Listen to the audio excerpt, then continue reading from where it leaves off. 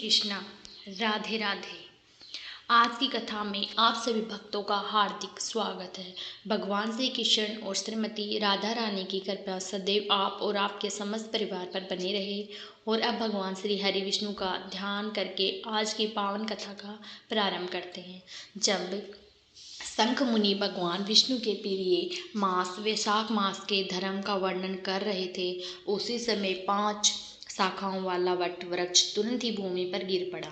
उसके खोखले में एक विकराल अजगर रहता था। वह भी पाप योनि में शरीर को त्याग कर तत्काल ही दिव्य स्वरूप हो गया और मस्तक झुकाए शंख के सामने हाथ जोड़कर खड़ा हो गया। श्रुति देव जी कहते हैं कि तदंतर व्याध सहित शंख मुनि ने विस्मित होकर उससे पूछा कि तुम कौन हो और तुम्हें यह दशा कैसे प्राप्त हुई। शरक ने कहा, पूर्व जन्म में मैं प्रज्ञा का एक ब्राह्मण था। मेरे पिता का नाम कुशिद मुनि और मेरा नाम था रोचन। मैं धनाढ्य था, अनेक पुत्रों का पिता था और सदैव अभिमान से दूषित भी था। बैठे बैठे बहुत बकवाद किया करता था। बैठना, सोना, नींद लेना, मैथुन करना, जुआ खेलना और लोगों की बातें करना और सुध लेना, यही मेरा व्यापार था। मैं लोक निंदा से डरकर नाम मात्र के ही शुभ कर्म करता था। सो भी दम्भ के साथ अर्थात घमंड के साथ उन कर्मों में मेरी श्रद्धा नहीं थी। बस दिखावे के लिए ही शुभ कर्म करता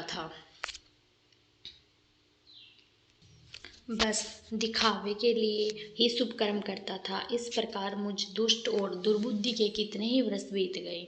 तदंतर इसी वैशाख माह में जयंत नामक ब्राह्मण प्रयाग क्षेत्र में निवास करने वाले पुण्य आत्मा द्विजों को वैशाख माह के धर्म सुनाने लगे। स्त्री पुरुष क्षत्रिय वैश्य शूद्र सहस्त्रों श्रोता प्रातःकाल स्नान करके अविनाशी भगवान विष्णु की पूजा के पश्चात प्रतिदिन जयंत की कही हुई कथा सुनते थे। वे सभी पवित्र एवं मौन होकर इस भगवत कथा में अनुरक्त रहते थे। एक दिन मैं भी कौतूहलवश देखने की इच्छा से श्रोताओं की इस मंडली में जा बैठा। मेरा मस्तक पर पगड़ी बंधी थी, इसलिए मैंने नमस्कार तक नहीं किया और सांसारिक वार्तालाप में अनुरक्त होकर कथा में विघ्न डालने लगा। कभी मैं कपड़े फैलाता, कभी किसी की निंदा करता और कभी जोर से हंस पड़ता। जब तक कथा समाप्त हुई तब तक मैंने इसी प्रकार समय बिताया। तत्पश्चात दूसरे दिन निपात रोग से मेरी मृत्यु हो गई। मैं तपाए हुए शीशे के जल से भरे हुए हलाहल नरक में डाल दिया गया और 14 मनवंतरों तक यहाँ यातना भोगता रहा।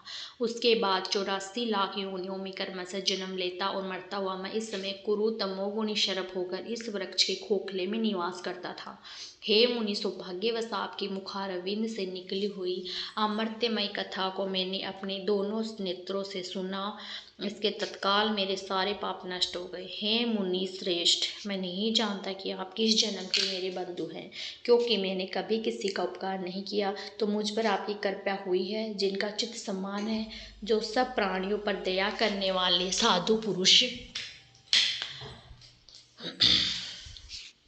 की कृपया हुई, जिनका चित सम्मान है, जो प्राणियों पर दया करने वाले साधु पुरुष हैं। उनके परोपकार और स्वाभाविक प्रवृत्ति होती है, उनकी कभी किसी के प्रति विपरीत बुद्धि नहीं होती। आज पाप मुझ पर कृपा कीजिए, जिससे कि मेरी बुद्धि भी धर्म में लगे। देवाधिदेव भगवान विष्णु भी मुझे कभी विस्मृति ना हो और साधु चरित्र वाले महापुरुषों का सदा ही संग प्राप्त होता रहे। जो लोग मध्य से अंधे हो रहे हैं, उनके लिए तो एकमात्र दरिद्रता ही उत्तम अंजन है। इस प्रकार नाना से स्तुति करके रोचन ने बार बार शंख को प्रणाम किया और हाथ जोड़कर चुपचाप उनके आगे खड़ा हो गया। तब शंख ने कहा, हे ब्राह्मण, तुमने वैशाख माह और भगवान विष्णु का महात्म सुना है। इसमें उसी क्षण तुम्हारा सारा बंधन नष्ट हो गया।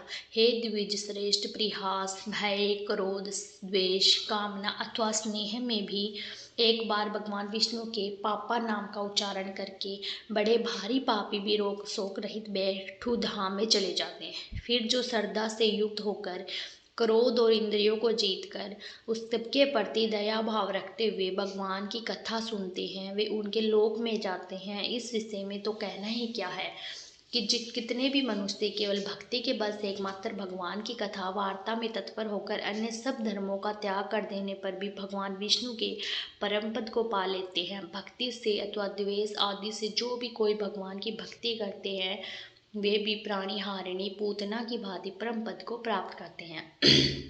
सदा महात्मा पुरुषों का संग और उन्हीं के विषय में वार्तालाप करना चाहिए। रचना शिथिल होने पर भी उनके प्रत्येक श्लोक में भगवान ये सूचक नाम है। वही वाणी जन समुदाय की पाप राशि का नाश करने वाली होती है, क्योंकि साधु पुरुष उसी को सुनते गाते हैं और कहते हैं। जो भगवान किसी से कष्ट साध्य सेवा नहीं चाहते, आसन आदि विशेष उपकरणों की इच्छा नहीं रखते तथा सुंदर रूप और जवानी नहीं चाहते, अपितु एक बार भी स्मरण कर लेने पर अपना परम प्रकाश में वैठू धाम दे डालते हैं, उन दयालु भगवान को छोड़कर मनुष्य किसकी शरण में जाए। उन्हीं रोग शोक से रहित चित्त द्वारा चिंतन करने योग्य अव्यक्त दयानिधान भक्त वत्सल भगवान नारायण की शरण में आओ। हे महामते, वैशाख मास में कहे हुए इन सभी धर्मों का पालन करो, उससे प्रसन्न होकर भगवान जगन्नाथ तुम्हारा कल्याण करेंगे। ऐसा कहकर शंख मुनि व्याध की ओर देखकर चुप हो रहे हैं। तब उस दिव्य पुरुष ने इस प्रकार कहा, हे मुनि, मैं धन्य हूँ।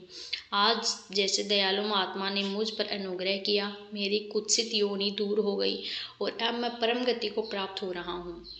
यह मेरे लिए सौभाग्य की बात है। यो कहकर दिव्य पुरुष ने शंख मुनि की परिक्रमा की तथा उनकी आज्ञा लेकर वह दिव्य लोक को चला गया। तदंतर संध्या हो गई। व्याध ने शंख को अपनी सेवा से संतुष्ट किया और उन्होंने सायंकाल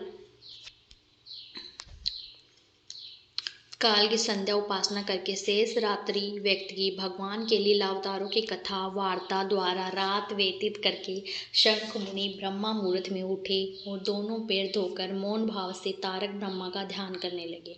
तत्पश्चात सोचा, आदि क्रिया से निवृत्त होकर वैशाख माह में सूर्योदय से पहले स्नान किया और संध्या तर्पण आदि सब कर्म समाप्त करके उन्होंने हर्षयुक्त हृदय में व्याध को बुलाया और उसे बुलाकर राम इस 2 अक्षर वाले नाम का उपदेश दिया, जो वेद से भी अधिक शुभ कारक है। उपदेश देकर इस प्रकार कहा, भगवान विष्णु का एक एक नाम भी संपूर्ण वेदों से अधिक महत्वशाली माना गया है।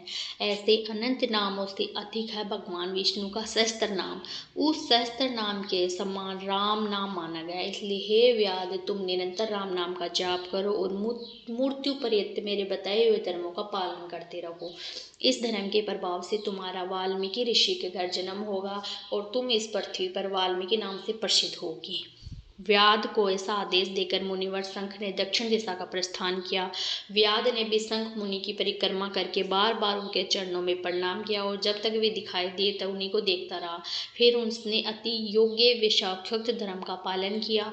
जंगली केत, कटहल, जामुन और आम आदि के फलों से राह चलने वाले थके मांदे पथिकों का भोजन करा तथा जूता, चंदन, छाता, पंखा आदि के द्वारा तथा बालू के बिछावने और छाया आदि के व्यवस्था से पथिकों के परिश्रम और पसीनों का निवारण करता था। प्रातः काल स्नान करके दिन रात राम नाम का जाप करता था।